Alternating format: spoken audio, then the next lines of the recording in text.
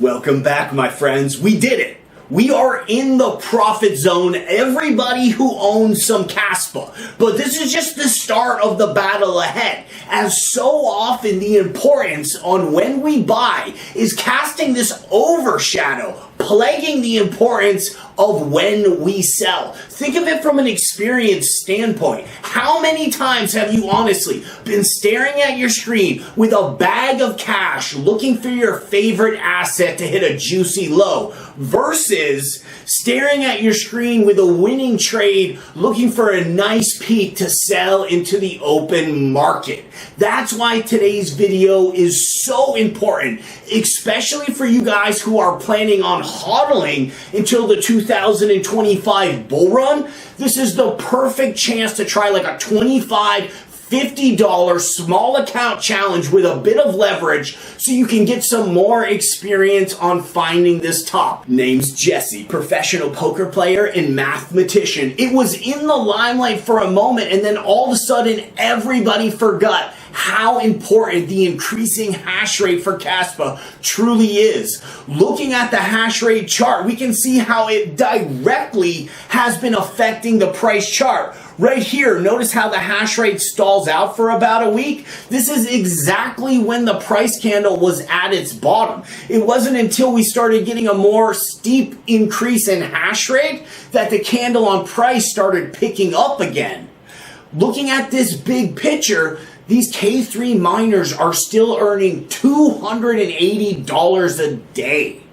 Considering the emission scale for Kaspa is very steep, we can cut that in half at least. And these miners will still be making bank considering the emission for years to come. That means we can double the hash rate. Right now we're at 23 pH. This can easily get up to 45, 50 pH before the mining companies and even the hobbyist miners start backing off on the K3 ASIC purchases. This is extremely bullish for the candle, and we should definitely keep our eye on both. Jumping into Kaspa's price chart, this is where all the magic happens. Getting the new viewers up to speed, we have two major trend lines set up on here. We have our origin trend lines, which is represented by this colored Fibonacci pitch. An origin trend line is any major dominant trend line that you can clone, move into any other time frame of the chart, and the candle will respect it perfectly.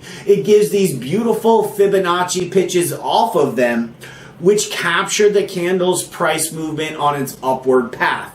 The secondary trend lines that we have here are these X-axis Fibonacci pitches. Now these ones represented in black, we had these set up all the way back in June.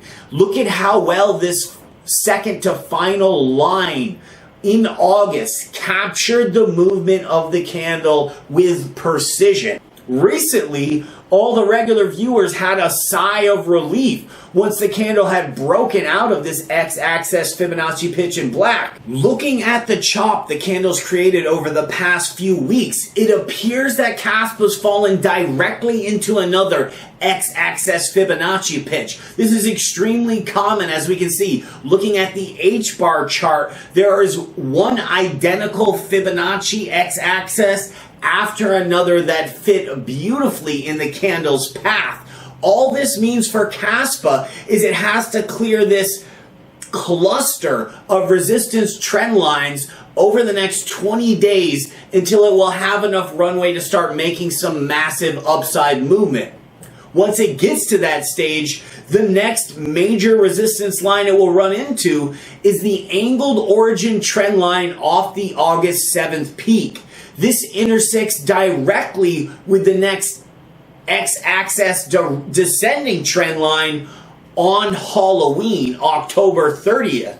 There's a very good scenario that the peak will be right here at 72, and this X-axis Fibonacci line could pull the candle all the way back down to the base of this rising trend line that's been holding the candle up ever since the June 10th low bouncing off on July 6th, and then recently on September 5th, it might bounce off again here in November 26th. This is an opportunity for a great swing trade, selling here at 72 and then buying back here at the low at 52. Of course, in the more bullish scenario, ideally we'd like to challenge that angled origin trend line based on the August 7th peak much sooner. Perhaps if we could get up that high by October 4th, or perhaps well before the Halloween date, break above this trend line and then start to approach the next resistance, which would be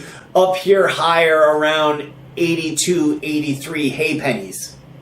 Of course, in this scenario that we do pull back and bounce off of this 52 mark again, what we're going to form here is basically just another rounded bottom. The term cup and handle isn't as favorable as rounded bottom, as when you zoom in on the candle's formation, it's constantly making these half circle, semicircle type patterns with breakouts then after them, and it's not always as clean and defined as a cup and then a handle. Oftentimes, price action will behave much more imperfectly. So there's a scenario that we're going to get another rounded bottom type of pattern, maybe coming off the 72 to the 55. Until then, we see yet another breakout. Of course, here, based on this gray x-axis Fibonacci, there'll be a lot more runway and it will be easier for the candle to get upward momentum. I think that scenario is very likely.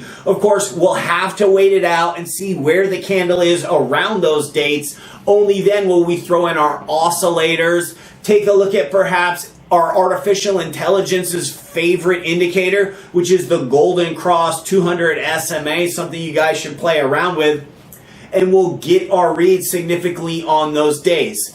But what we can definitely trust in is these gray angled trend lines will play into part for deciding the candle's path. Now that we know this, finding the top will become much more clear to us. And as far as I can see, the most idealistic top that we have right now will be on October 31st, right here. And this descending x-axis Fibonacci pitch will flush the candle back down. Perhaps only to the golden pocket, perhaps all the way back down to this base trend line. Thanks for checking out this video, guys. I'll catch you on the next one.